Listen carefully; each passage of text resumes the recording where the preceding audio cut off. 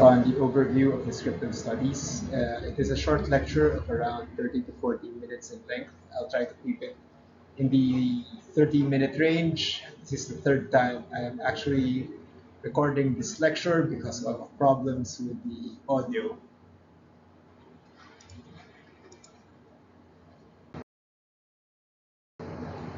So the objectives for this lecture are, at the end of this module, each of you will be expected to have a foundational understanding of descriptive studies and health research, recognize the purpose of these research methods and situations in which they are appropriately utilized, and identify the advantages and disadvantages of the descriptive studies, as well as their place in the hierarchy of studies.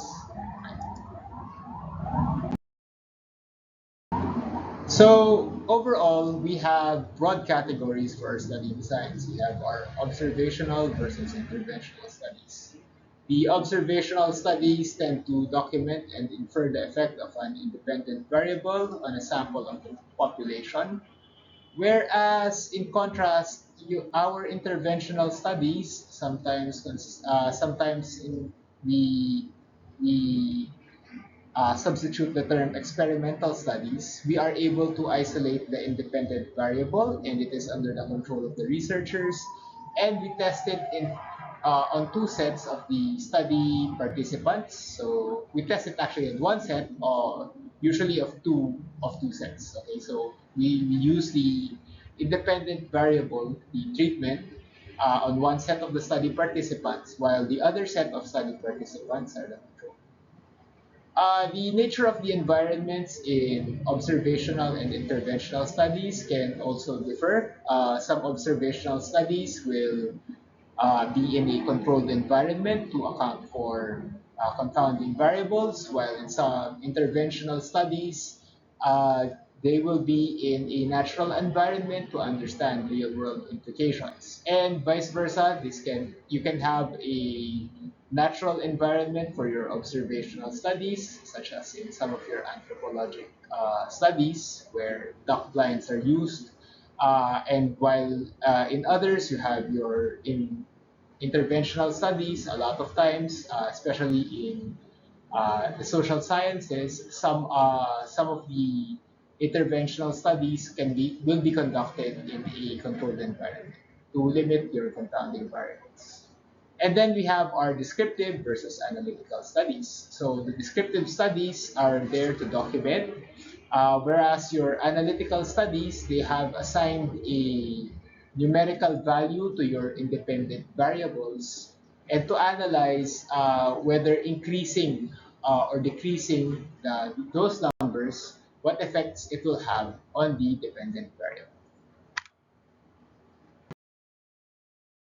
So in the hierarchy of health research designs, you will all be possibly surprised that animal research and in vitro studies, despite being analytical and interventional in their design, are considered weaker than descriptive studies. And the reason for this is that the research subjects are not human. Okay, so even ideas, editorials, and opinions, as long as they are made by actual experts in human physiology, human pathology, human pharmacology, will have greater weight than that made by animal research or in vitro research.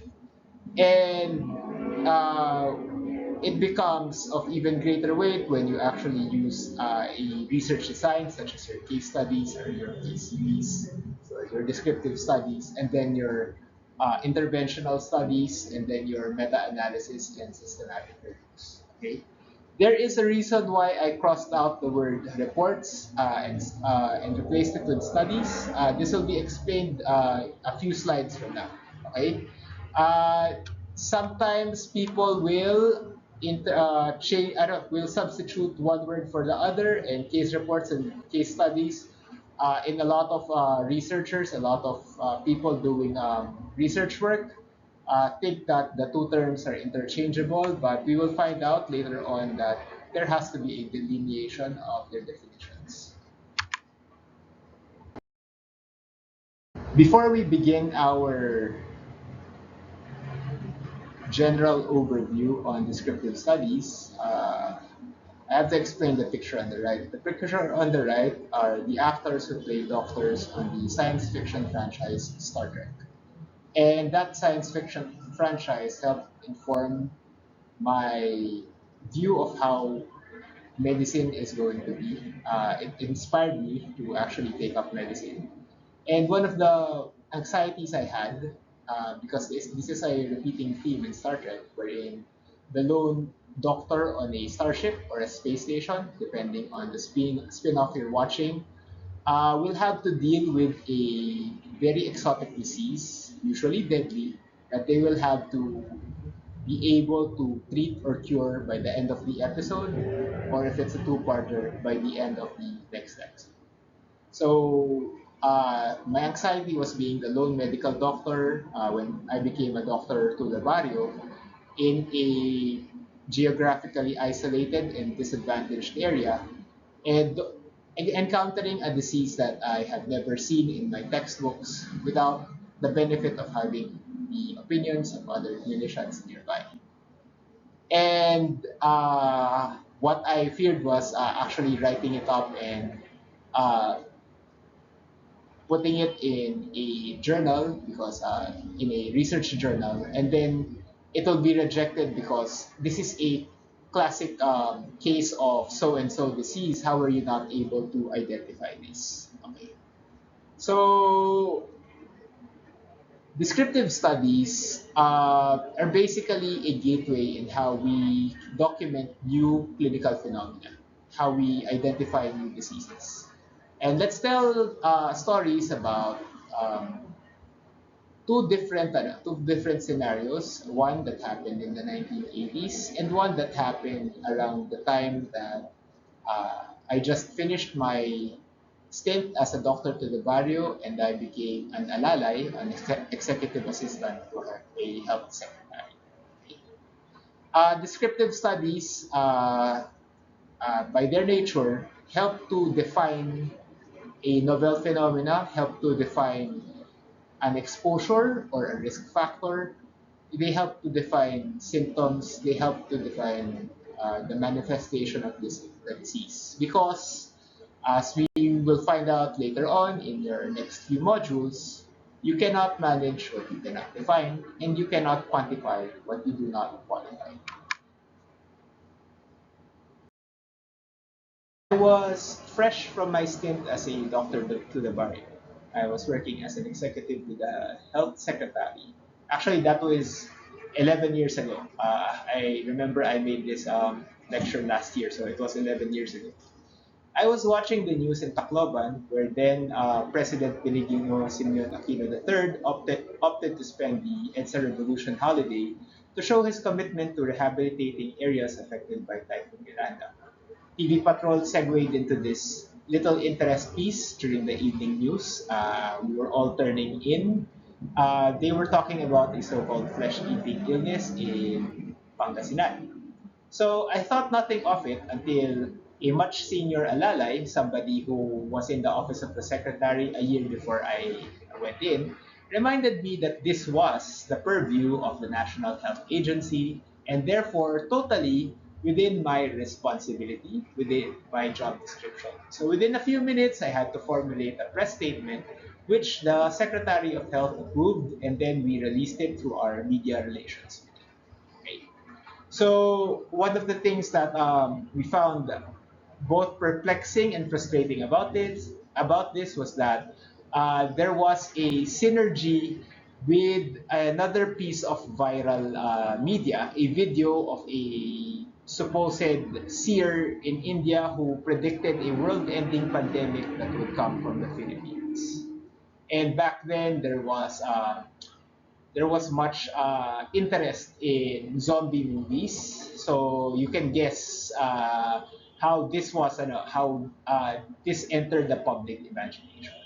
Okay, and this was a lesson in case studies and case series for health professionals and how we have to be strict in how we handle or deal with the media and the way we communicate,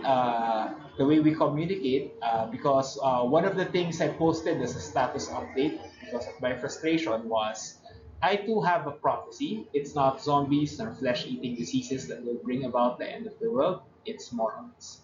And I was advised by people who were wiser than me, who were more adept in dealing with the press back in the day, that this was a bit hostile, possibly offensive, and to not use it as my email signature. I followed their advice somewhat, so I didn't post it as it is. I posted it in Latin, so this is now my email sign, but in Latin.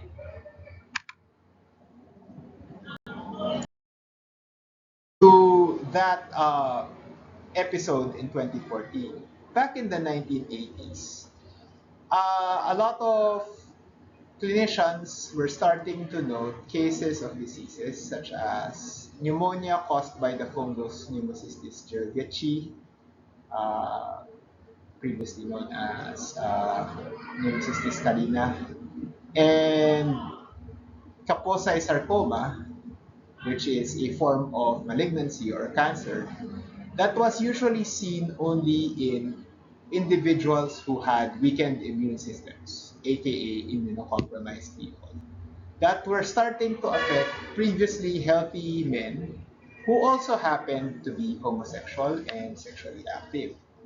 And despite the suppression by the Reagan administration to ignore the phenomenon, they were forced to acknowledge its existence once it started affecting prominent supporters of the administration. Now, historical context, Ronald Reagan ran as a Republican, as a conservative, and for them, the fact that it was affecting members of the gay community uh, didn't didn't seem to be a problem because they adhered to certain values, certain homophobic religious values about being gay, about being homosexual, uh, being a sin in their religion. Okay? They noted the clinicians kept on filing their case studies and uh, noting cases of Kaposi sarcoma in a homosexual man in New York. I think that was one of the very first cases. Multiple other case studies were noted in other homosexual men in the West Coast, some in San Francisco, some in Seattle, Washington, and some in Portland, Oregon. In summary, a case study is the presentation in a technical or scientific journal of a patient presenting with an unusual disease or symptoms that are not typical for their age, sex, or ethnic background. And there is a reason why when once you start rotating in the clinics, your residents, your consultants, your teachers in internal medicine, pediatrics, psychiatry, and family medicine will always emphasize, will always focus on the importance of taking a complete clinical, past medical, family, and social slash environmental history. Because all of these collect variables that may have been overlooked if we didn't pick them. And these variables may be risk factors when it comes to the disease. Now, and this is what I mentioned a while ago, case reports and case studies are sometimes used interchangeably by health workers and researchers themselves. And while there are many similarities between the two, there is a growing opinion that there should be delineation in their definitions.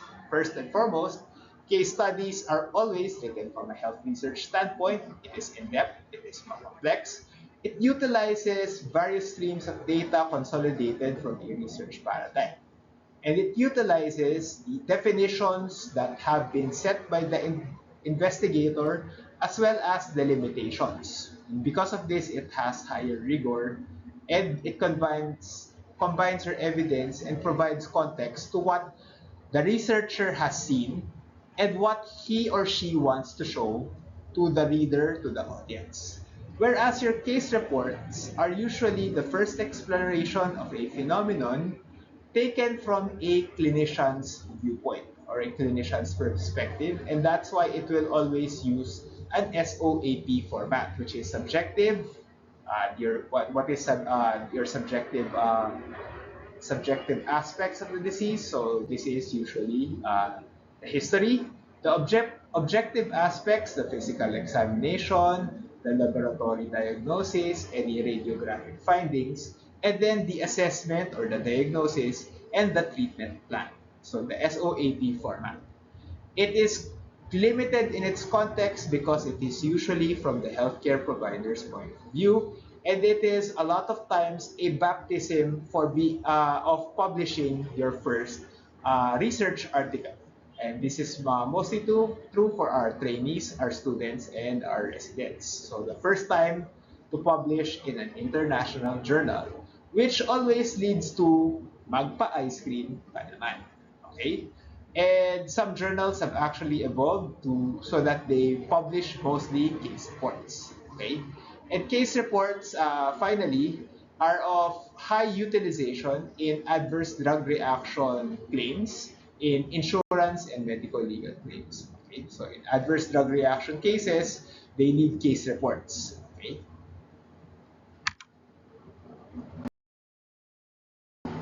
meanwhile, a case series in general is a collection of five or more case studies of a phenomenon with strict definitions of the parameters, including the variables being studied and the symptomatology. So, in our example of the mysterious disease in the 1980s, you have all of these homosexual men who were suffering from diseases usually seen in the immunocompromised. So we had Freddie Mercury, the frontman of the band Queen, Liberace, a flamboyant pianist slash piano player, and Rock Hudson, who, despite having tough guy roles in the 1950s, uh, he was actually a closeted gay man. Okay, however, as with that, with case studies and case series, you have to beware the inevitable narratives that will be translated once it reaches the hands of the uh, people who are not necessarily health workers, who are not well versed in health research, and that's why it is in bold in the beginning with regards to our descriptive studies that we always have to remind both ourselves, the reader, and the audience that descriptive studies are not paid to explain causation. Okay? They're not here to find causation, they are only here to document. To document the variables that are being studied. Okay? We're not here to find a link, to find a cause. Okay?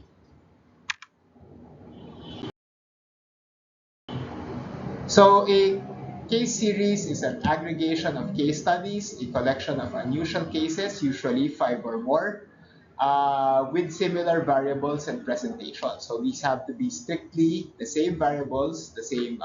You have the definitions have to be the same. The presentations have to be the same. So consider the flesh-eating disease story in Pangasinan back in 2014. We were able to push back against that prevailing narrative because one, the two cases cited had different kinds of skin lesions. The first one had nodules, which is a primary skin lesion.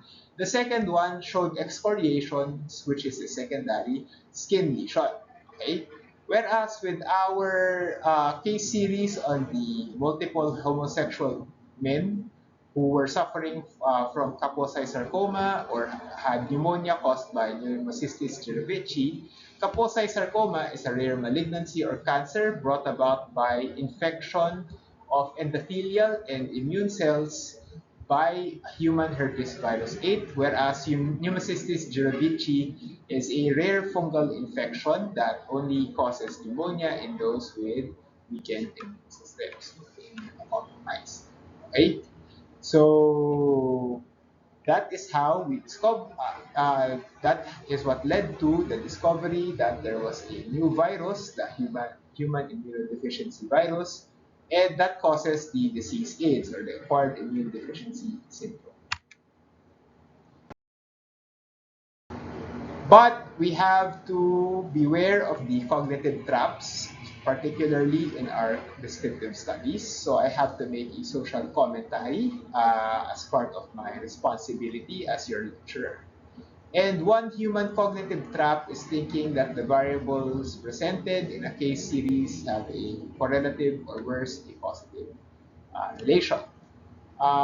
This is going to be untrue because these two men, Eazy-E, a member of the hip hop group NWA, which I will not elaborate as to what it means because one of the words in that there is a racial slur. While Magic Johnson is a basketball player, they were both heterosexual men who were sexually active.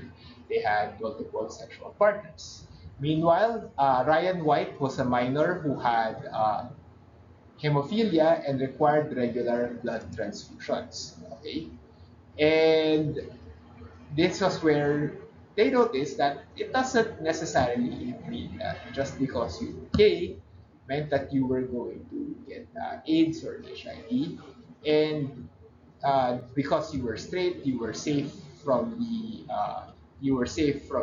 disease. Okay, even the stigma brought on by these reports were not at all helped by the Reagan administration's approach to the new pandemic, which was to label it as the gay plague and to pretend that it was only affecting people that the administration did not deem important. And another human cognitive trap is to look at the sensational rather than the other variables that do not fit the narrative or model we formed in our head. Okay, so be very, very wary about the inevitable narratives that are formed by our research. Because we have to be responsible researchers, especially when our research gets picked up by non-health professionals who have a media platform, such as this example here recently of an AI software to detect heart plaque developed by grade 11 students. What are the implications of our research? We always have a responsibility to simplify and clarify that which we are studying. So in this case, I'm going to give the grade 11 students a pass because I remember it was like to be at that age, thinking that I was going to discover something that was going to change the world. But it turned out it was only the first step in many steps with regards to science. And besides, any radiologist and any cardiac imaging specialist will tell you there was already pre-existing software for this. But in the end, it is the expertise of the radiologist and the cardiac imaging subspecialist that bears more weight in determining the risk you have of having a heart attack based on images seen in plaques formed in your coronary arteries. Okay? So we always need to have a commitment to the truth, and we always have to be very, very good science communicators. So moving on, we have our cross-sectional studies. So this is our next type of cross-sectional studies. They are not always descriptive, but when they are descriptive, they study the presence, level, or numbers of one or more variables, whether it is exposure, so the risk factor, or its outcome, disease or manifestation of a disease in a specific population. It determines the distribution, hence why it is only descriptive, and it becomes analytical when it starts to assess the relationship between the exposure and outcome. So it becomes an analytical cross study. So it's important that when you encounter a journal article with the title a cross study, you have to determine is it analytical or descriptive in its nature. Okay. And next, and our last type of descriptive studies are the ecological studies, also known as the correlational studies.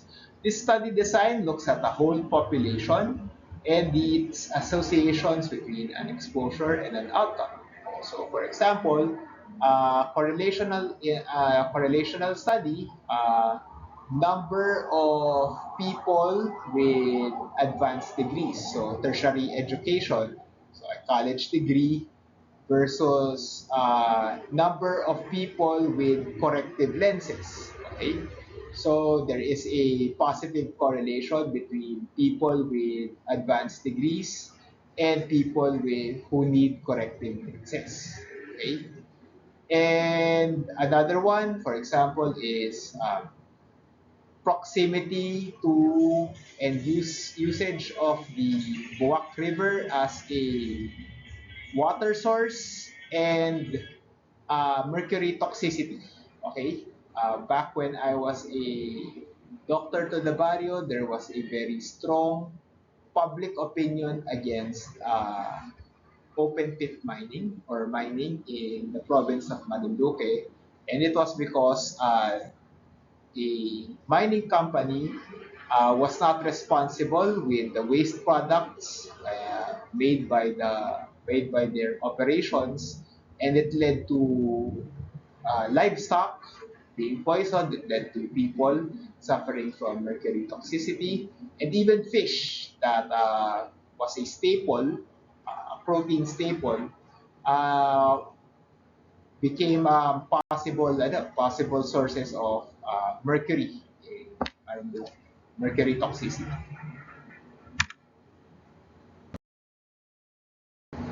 So now that we're done with our what the descriptive studies are, let's talk about the advantages of the descriptive studies. So first and foremost, they are easily conducted, and the data or information that needs to be collected already exists, especially for our cross-sectional study designs. They have already documented, they have already done the census, and then you'll just collect that data and then publish it. Because no intervention is being performed, it will not receive as much scrutiny from our ethics review boards. Though I will say, as your lecturer, that this is not necessarily an advantage, but it is certainly convenient for those conducting research. As your bioethics classes will remind you, the safety and privacy of study participants is paramount. Another advantage of descriptive studies is that it can estimate disease burden in a population, particularly in your cross-sectional studies. So it is a method for optimizing your resources. Your disadvantages where your descriptive studies is first and foremost, of course, is that it is considered a weak design. But just because it is a weak design does not mean that it is not useful. Every type of research design has its purpose, and we build on preliminary research done with weaker designs, uh, using stronger ones once we have accounted for the independent variables and the confounding factors. Studies and series are non-representative of a population. They have a possible unreliability, especially if you are documenting a novel phenomenon. And beware the unwanted narratives that might stem from descriptive studies that you or the readers of your research might fall into. Always remind yourself and your audience that these studies are not made to establish causation. Same goes for our ecological studies. Correlation is not causation. Okay. And another weakness, this time for our ecological studies, is the ecological fallacy. So exposure and outcome association is not necessarily true on an individual level. So, for example, let's go back to that correlation between uh, degree uh, educational degree versus the wearing of corrective lenses. Just because you have corrective lenses doesn't mean that you have an advanced educational degree. Okay, doesn't account for the people who have presbyopia who require corrective lenses because of advancing age, or those who have naturally perfect vision. Despite being doctors, they don't need to wear prescriptive lenses, or despite being lawyers, they don't have to wear prescription lenses. Okay. So another disadvantage of your descriptive studies are the accuracy of the tools being used. So since they are early on in the research, they are early on in the research of a phenomenon, they lack the same rigor, unlike your analytical and interventional studies that require strict operationalization. So an example is your big symptomatology, so skin lesions. You can get away with just using skin lesions as part of your definitions in your case studies, and the terminology in themselves. Like, for example, for your case series on people who are suffering from acquired immune deficiency syndrome, when you say homosexuals, do they refer specifically to men who have sex with men exclusively? What about men who are sexually active and have can have sexual intercourse with both members of the same and opposite sex? Are they accounted for in your definitions? So these are the sources for our lecture.